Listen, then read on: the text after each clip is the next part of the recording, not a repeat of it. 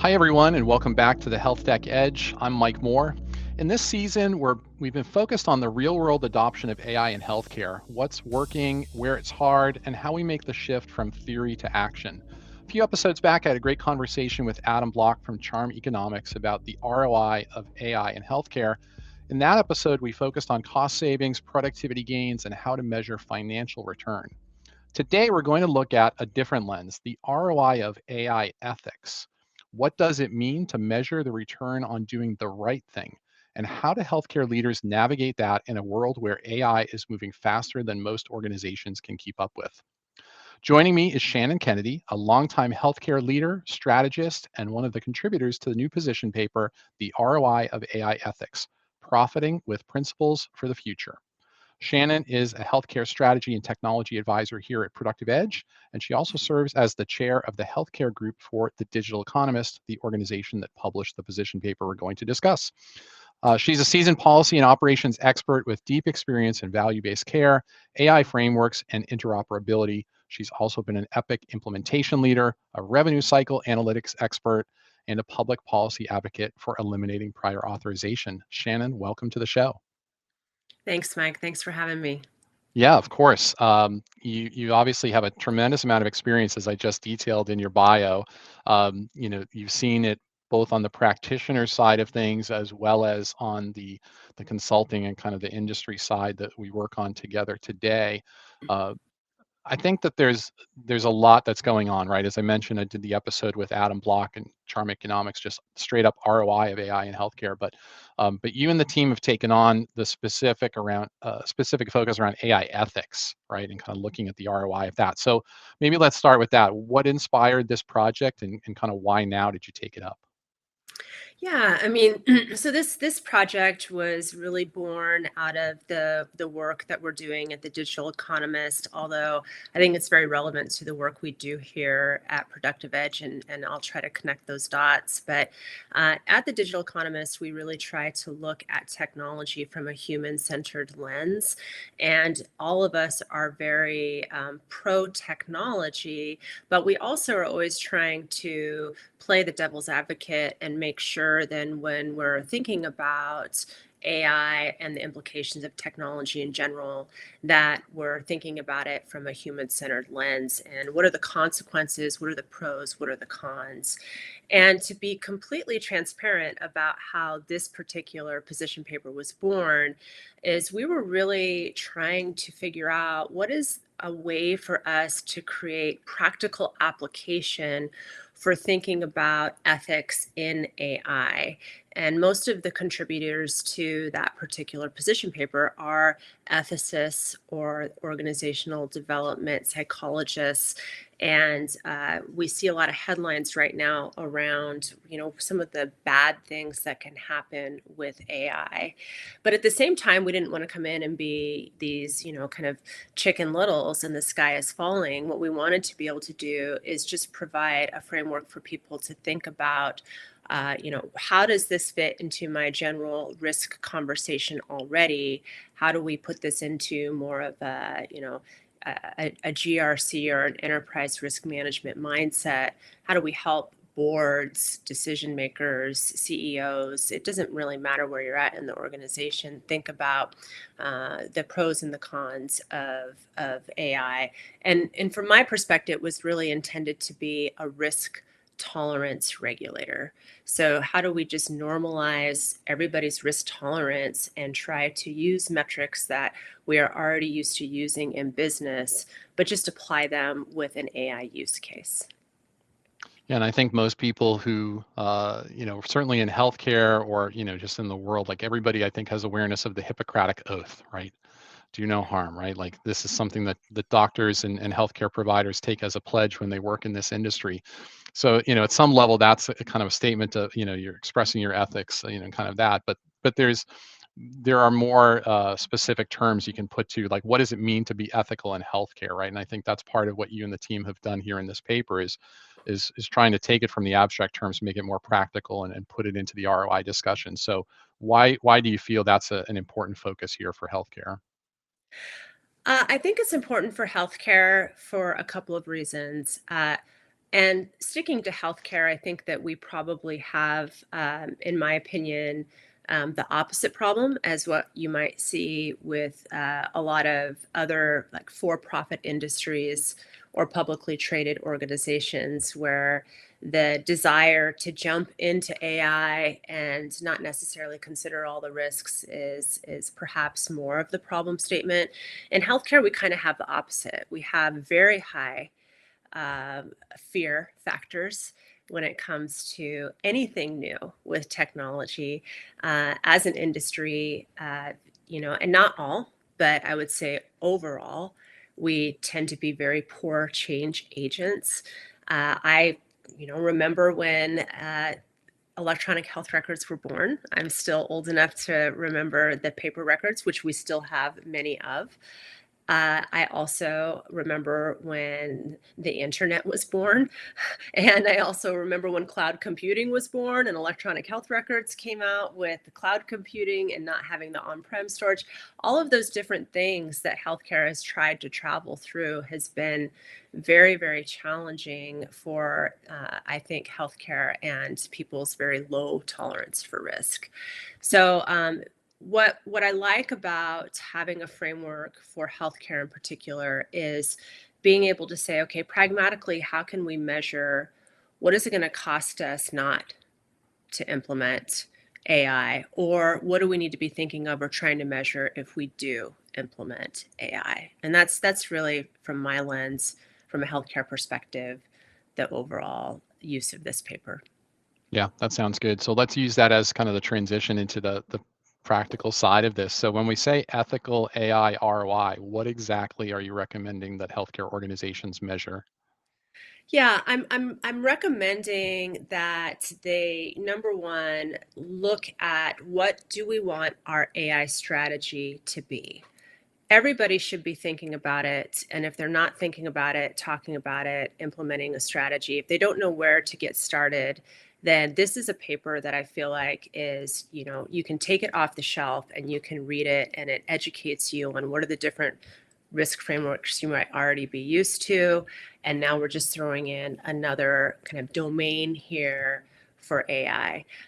What we want folks to do is to be able to say, okay, how am I doing risk analysis today? What are the ways that I can now add AI as this domain? And then what are the ways that I can essentially take some components of how I measure risk, whether it's human centered risk or it's regulatory risk or it's quality risk, whatever that risk is in healthcare today, they're already measuring it. Folks are Mhm. already measuring in these domains. From a regulatory perspective, we're always looking at things from, is that going to, get us in trouble? We always joke about, is that going to put us in an orange jumpsuit? Is that going to get us a fine? Is that going to have some kind of reputational element to it? We want you thinking the same way about AI. If I implement this, let's play the tape. The way I measure that today, let's just use, human resources as an example. If I implement this particular solution, am I going to be able to measure the impact on my workforce? A lot of times people think about AI and workforce as, oh my gosh, it's going to replace everyone. Well, no, we all know this is still very early days. Instead, what we're trying to ask folks to do is, how is it going to impact our employees? So, can we measure sentiment? Are we going to look more like a forward thinking organization? When you look at employee sentiment on a lot of the public domains, whether it's Glassdoor or you do any kind of a Google to see, is, X healthcare system a good employer to work with? You're going to see comments in there about, do I have the tools I need to do my job? Those are questions you get asked. And if you're going to adopt AI and you're intending for it to be a helper or a co-pilot, that could be a very positive sentiment that you start to measure from implementing it. If you decide not to implement AI, is there going to be detriment to that? So I know that a lot of the kids that are starting to come into the workforce, they want to be able to use tools. And even as organizations today are trying to figure out how to roll out just simple tools, if you are not putting a policy in place around how your workforce is using AI because you're too afraid, and so your answer is no, then potentially the risk to that is you're going to not be a forward thinking or innovative employer, and you might lose people because they feel like they don't have the tools that they need to do their work. So that would be one way to say, how do we measure the impact to our workforce? I'm going to make the assumption we're not replacing everybody, but instead trying to bring in a co-pilot and give people ways to be more productive. Yeah, and I think that's something that we know there are parts of organizations where they're talking about payers or providers, that there are parts of their organization that have tremendous turnover of staff and that they struggle to staff, some of these entry level roles or something. And if you think about, you're a new team member coming in, you're using antiquated systems. Anytime you want to call a member or a patient on the phone, it takes half an hour to an hour to prepare because information is spread across a variety of sources, right? You're being asked as a human to take large amounts of that information, synthesize it, and come up with a game plan of how you're going to call, right? Just as one example, like kind of frustrating, not Yeah. what you expect. You're coming, especially if you're a new college grad or you're coming out of even, maybe a high school education, but having some maybe, community college education or something that's kind of preparing you for the business world. Then you come in and you're using antiquated tools, right? The fact that we all use the most modern software in the world on our smartphones every day, and then we come to work and have to struggle, right? So I think the impact on employees is really a good one, and there's a sentiment, and I think I have to imagine there's a productivity metric around that as well too, right? If it's a coverage or a number of members or patients or communication or those kind of stats as well. But in many ways, I think a lot of this stuff, when you're speaking earlier too about the risk framework, I'm thinking in some ways like we act like AI is something new, and it is new in a lot of ways and the way that it's being applied. But in many ways, it's similar to the things that we've been doing for technology initiatives before, right? I mean, how do you counsel clients when you're talking to them about, is this really something that's new, or what is it that's new about it that you're encouraging them to consider? Yeah. No, that's a great question. And I think that, for the majority of my career in industry, I served in regulatory, compliance, privacy, security roles. And I can tell you, I spent most of my time talking people off the edge. And so it's really about being able to dispel a lot of myths. I mean, as you mentioned, AI is not new. Anybody who's been doing any kind of applied math or data science knows this is like sometimes 400-year-old math with just a bunch of compute. so so a lot of us are extremely excited about how this can now think in multidimensional ways. But I think for me, it's always been about dispelling the myth and still validating the concern. What I don't want to do is be dismissive. I don't want to be dismissive about risk. I want to normalize everybody's risk tolerance so people can make business decisions. So, for example, I was just having a conversation with a physician just the other day, and we were talking about AI. And we were talking about, in particular, some of the applications around her being able to have a sensor where she can have conversations with her patients, and that can be captured so that she can really get rid of a lot of cognitive and administrative burden load. And she said that her department had been trying very hard to get their compliance, privacy, and legal teams on board to allow them to use these recording devices. And she was running up against a wall. She said they just kept saying, no, it's a HIPAA risk. And I thought that was a very interesting answer, because the reality is that if you have either your own contained service or you have a closed network or a closed service or a business associate agreement, or all of the major language models have HIPAA compliant and GDPR compliant models available, then you really don't have a HIPAA risk. And so I think it's really interesting when you start peeling the layers away, first dispelling the myth around what is, that kind of knee jerk reaction to no. we can't do it. That's just too risky. So I think, for me, it's how do we peel away the onion of what do you perceive as risk? How do we narrow that to a point where people feel comfortable of weighing it and measuring it and having really good conversation about risk and then making business decisions? Yeah, and I think that your point is well taken, and it makes me also think like this is uh, for some organizations, depending on their maturity, this stuff becomes overwhelming real fast, right? Because just organizationally, they haven't been very progressive with technology. They're very traditional. I think the reputational risk that you mentioned earlier, like there's nothing more local in many ways than your healthcare system, right? Like your local hospital that provides care to the community, and everybody's been there with a family member or themselves or something, right? Like it's really deeply woven into the fabric of the community. And so I think the idea of something going wrong or some data being shared inappropriately or those kind of things, like there's obviously the compliance side of it and kind of financial risk and the government and those kind of things. The front page paper like is kind of the piece that worries a lot. But I think in those situations, and imagine you're guiding through example, right? You're sharing with them others who are out there who maybe are more progressive and have more of uh, a risk tolerance that's suited to it. To like look at the others who have done it. How did they sell it internally?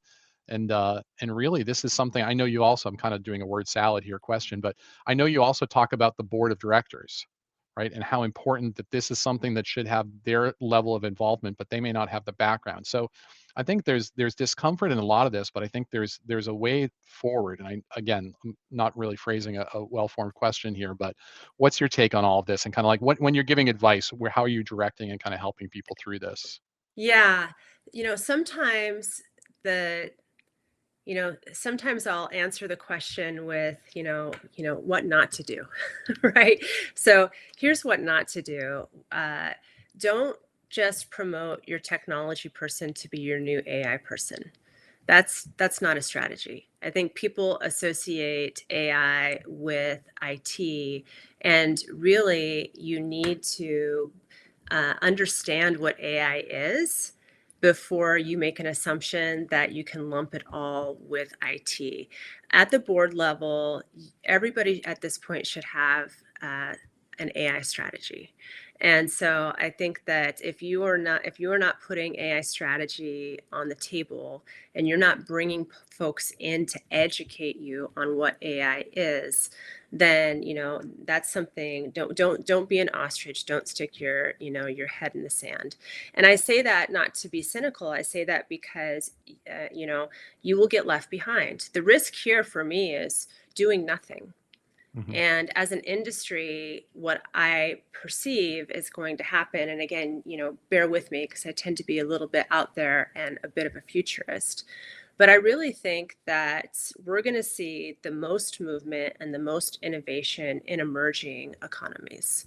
They're not going to have to deal with the sunk cost syndrome of these rigid EHR symptoms that these systems that have millions and billions of dollars dumped into them, where folks are like, well, we can't really do anything right now because we have no budget to improve what we've already spent our money on. So I'm very excited to start to see what's happening. I'm kind of, going down a rabbit hole, but I'm less optimistic about how the West is going to respond. I'm much more optimistic about what we're doing at Productive Edge and the Digital Economist globally, where we're actually able to go to other countries and other spaces in healthcare for uh, for for for governments and agencies and innovators that are hungry for this. They already can see what's not working in the West. I think we're going to learn so much about how AI can be helpful and useful from those emerging economies that are ready to take AI to democratize access to healthcare for their citizens. Yeah, it is exciting because I think there's tremendous potential there because in many ways it's the ideals and the vision of the West and kind of what we aspire to be and how we'd like things, but without the technical debt, right? That people carry the sunk cost in those systems. How much of the percentage of your budget is spent maintaining the systems that you have with all that sunk cost? How much is being spent on innovation, right? Yeah, And kind of balancing that out. And I think the other contributing factor is how much regulation exists, right? And kind of the incentives-based system in the United States and kind of all that's with it. So, what if you were actually focused on trying to improve care, not right. just get people to enroll in programs because that qualifies for the incentive? You don't have to do anything beyond that, right? So, it Oh my is gosh. interesting what's happening in Africa or what's happening in Asia and some of the different systems. And then I think it does feed back to the US, right? The US healthcare system still needs Hmm. help and there's still a lot of work to do and a lot of people who want to improve it, right? So there is 100%. a way to kind of bring things back together. Yeah, absolutely. I think that the big opportunity for AI is going to be all of the, number one, enable your workforce to use tools to make them more productive.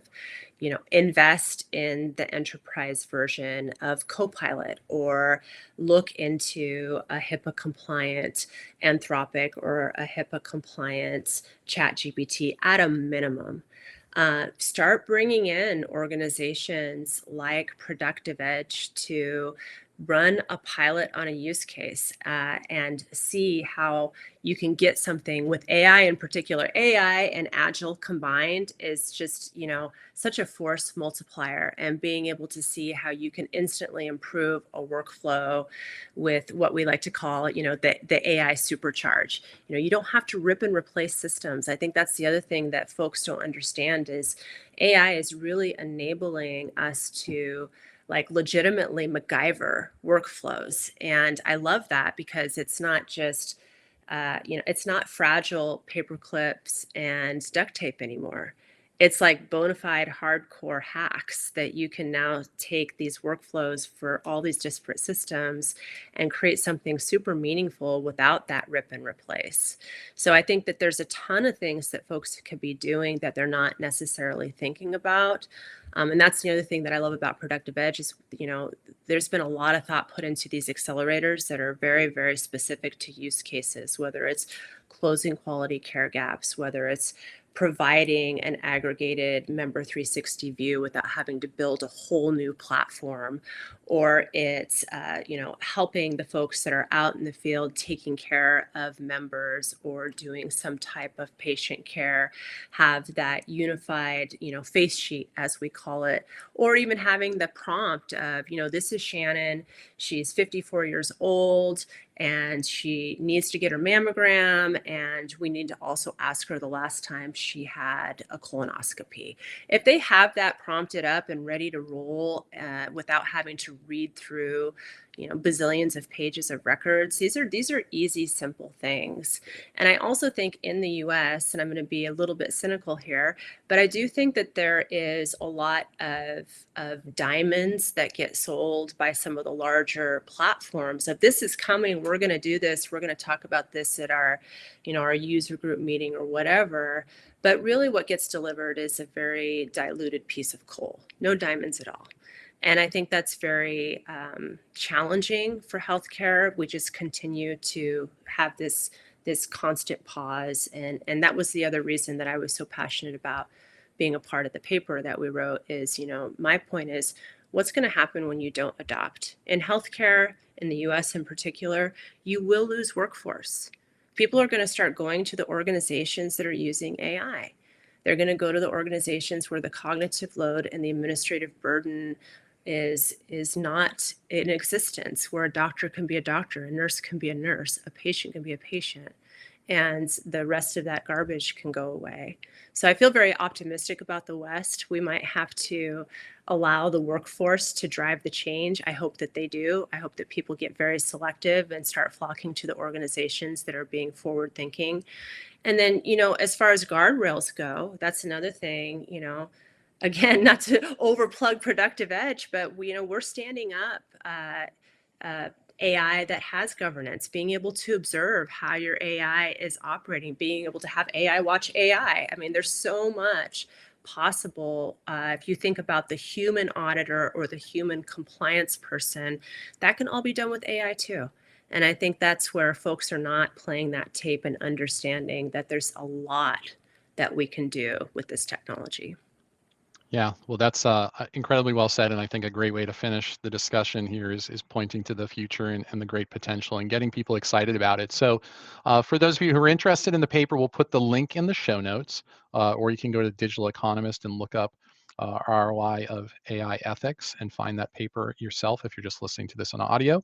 Um, I think it'll help you bridge really from the strategy to the execution, help get your board involved, like Shannon recommends. And certainly, if you have questions, feel free to reach out to me or to Shannon as well at Productive Edge. We'd love to hear from you. So thanks again, Shannon. That was great discussion. Appreciate you being here. Thanks, Mike. Great to be here. All right, well, that's it for this episode of the Health Tech Edge. If you like the discussion today, feel free to share this with a colleague, subscribe for future episodes. And with that, we'll go ahead and say see you next time on the Health Tech Edge.